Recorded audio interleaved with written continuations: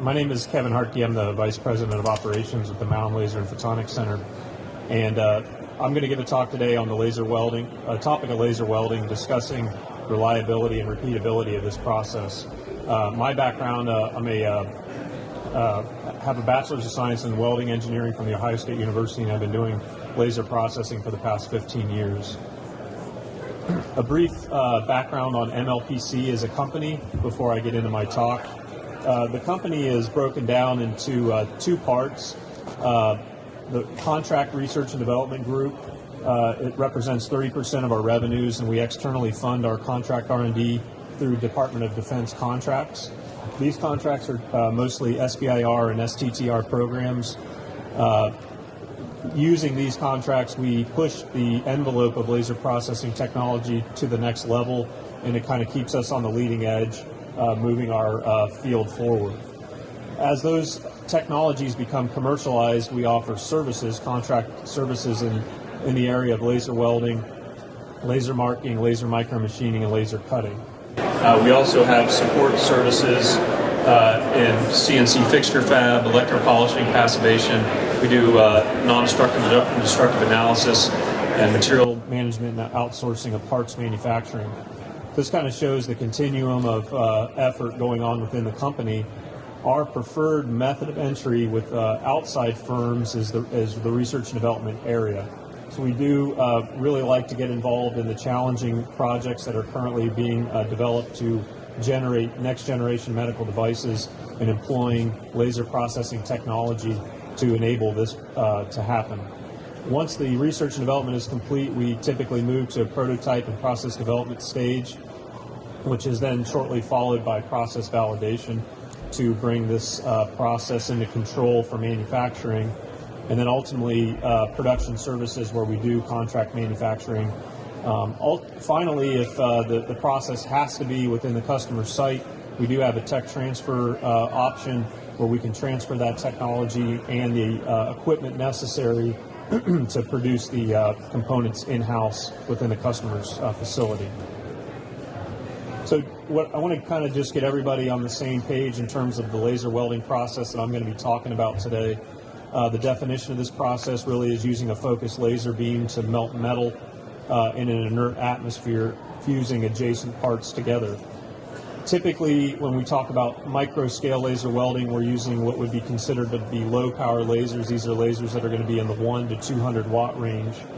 And the most commonly employed type of laser today for laser welding is pulsed lamp pump neodymium YAG lasers as a source for doing this processing.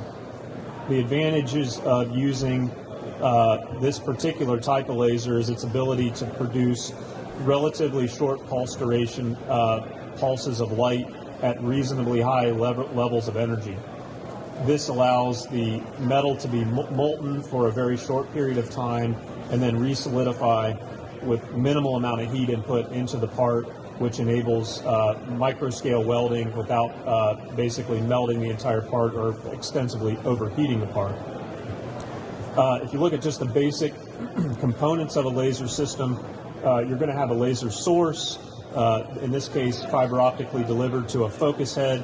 That beam of light is going to be focused down onto a part, and it is going to be locally shielded with an inert gas, typically argon. It could be nitrogen or helium, and that's going to allow the the melting to occur in an inert atmosphere. Welds are going to range in the size of 1/1000ths to up to maybe 30/1000ths of an inch in width, and 1/1000ths to up to 80/1000ths or 2 millimeters in depth. Other kinds of laser welding that can be employed for deeper section welding is a process called continuous wave welding. These lasers that are typically used for these processes are a fiber laser, which is a solid state laser that has both the laser source itself inside of a fiber optic and uses the fiber for delivering the beam to the part. And then also CO2, which is a gas laser, which is also another option for continuous wave laser sources. So if we look at just the two different modes of laser welding, for deeper section welding, higher power densities are typically employed. These power densities are typically higher than 10 to the 6 watt per square centimeter. This creates a keyhole, which allows for more efficient absorption of the laser light and a higher depth to width ratio of the weld itself. This is a profile of a 2 millimeter beam made with a fiber laser, and you can see the weld profile here is very narrow and very deep. Most of the welding done in medical device today is more conduction mode welding. The power density here is going to be less than that 10 to 6 watts per square centimeter, and that's going to produce a weld that has a width to depth ratio that's going to be less than 3 to 1. So you're going to have more width, more equivalence on the width and the depth of the weld itself. Just an overview of the process as we go through it. The laser equipment manufacturers will really kind of focus on this piece of the process and its importance to laser welding itself, which the equipment is a very key part of it, but there are also other pieces of the process that are important to understand. The material itself is very critical to understand in both type of material, joint configuration, and cleanliness, and then also a good understanding of process knowledge, understanding the input and the output variables and the interactions and effects of these variables. If we look at the laser welding process in pulsed laser welding, again, we're using a pulsed laser source, so the peak power is high, the pulse duration is reasonably short in the millisecond time scale, and then we're going to be pulsing that laser at some frequency to create a series of overlapping spot welds to do the kind of welding that we're going to create for either deep penetration, shallow penetration, cosmetic, hermetic, whatever kind of welding we're interested in. But that's the basic principle for the process. Considering this process, what we have to look at are the kind of laser we want to choose. There are a lot of different options out there for laser equipment, and they're very good lasers, there are not so good lasers. It's just a matter of your preference and your application. When you're purchasing a laser, considering the power range, whether you need a low power, if you're going to be making low power or smaller welds, and you want to have a laser that's centered in that power range. If you're going to be doing high power processing or deeper penetration welding, you want a laser in the higher power range. One thing that's important to consider is pulse-to-pulse stability. So as you're pulsing the laser, you want to make sure that there is a good amount of stability from each of those pulses, because each one of those pulses equates to a particular spot in your line of spot welds that's going to create the weld itself. Long-term power stability is a big consideration. Beam delivery, if you're going to use fiber optic versus a direct focus beam delivery method. And then externally, how are you going to verify that the laser is doing what you're asking it to do? That can include a power meter, an energy meter, even a photodiode and oscilloscope to understand temporally what the laser is doing. Understanding the material is important, and there aren't a lot of publications on how materials are weldable or not weldable. Typical weldability information is based on normal arc welding processes that are much slower in cooling rate than laser welding. So one thing to consider with laser welding is typically it's an autogenous process, which means no filler material is going to be used. The solidification rate is very high. When we talk about using a pulse width of a half to up to 20 milliseconds of pulse duration, that's effectively going to be correlating to the solidification rate of the molten material, which is a very high level of solidification. There is really very minimal tolerance for impurities, oils, debris, oxygen, any other kinds of impurities that the process is very sensitive to, and not all metals are going to be weldable. So common alloys, are stainless steels, the austenitic series, the 300 series, the 400 series. Some of these are weldable. Other materials, copper, precious metals, nitinol, titanium, cobalt, chrome, and others. And you can, if a material is borderline crack sensitive, there are things that can be done to make it more weldable based on the material or the processing conditions that are being used. but you have to really have a clear understanding of how those conditions are going to affect the resultant weld output. This is an example here of a picture of a crack spot weld. So this is a typical centerline crack that occurred because the weld was completed with improper shielding. So process considerations. There are a series of input parameters to the process that have to be considered and controlled. Understanding how these input parameters are going to affect the output parameters is very important. Selecting the appropriate amount of laser energy and pulse duration, the amount of peak power, the focus is going to correlate to spot size, the frequency of pulses and the travel speed that you're going to use, the head angle, the shielding gas, part geometry, the joint geometry, and so on are all important, and there are others. This is just kind of a short list of the key ones. Output parameters, what are we trying to do? Is weld strength important? Is it not important? Is cosmetics more important than weld strength? Is hermeticity more important than weld strength, or the cosmetics of the weld? Every weld has a different requirement, and that's an important piece to understand prior to doing the parameter development. So I'm going to do an example here and just kind of go through an example part just to kind of walk you through some of the considerations of how you would set up the process and things to consider. So I've got 2 1/4-inch diameter slugs of material that I want to join together.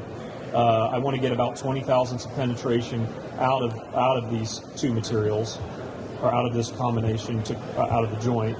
The material itself is going to be titanium. Say it's a 6.4 ALV material. The joint configuration has to be determined. So when we go through and kind of now analyze this, the 20 thousandths penetration we can achieve. That's achievable. The titanium material itself is going to be weldable. We're going to have to pay particular attention to the shielding gas to make sure that we're well shielded. That material is well shielded, and the joint configuration is something that we need to kind of determine. So when we think about a joint that would be optimum for the laser welding process, just a simple butt joint is okay, but often doesn't provide the fixturing and fit up that we're looking for from a production standpoint. So if I just have 2 2 slugs of material side by side, I've got to pay a particular amount of attention to their alignment to make sure that I don't have any cracks or crevices in those materials as they fit up. If I do, it's going to correlate to reduced weld strength and inconsistency in weld penetration. So I want to optimize the alignment of the assembly by creating an internal feature on the part that allows the 2 pieces to be pressed together and create a self-alignment, and then also allow for minimal gap or 0 gap in the resultant weld itself. One of the things that's really important for laser welding is to make sure that you understand that there's no filler being added, and anything that's not there when you started to weld isn't going to be there when you're finished welding. So if you've got a gap there, it's going to provide inconsistent weld penetration. It's also going to be a place for trapping oil and debris if the parts aren't handled appropriately.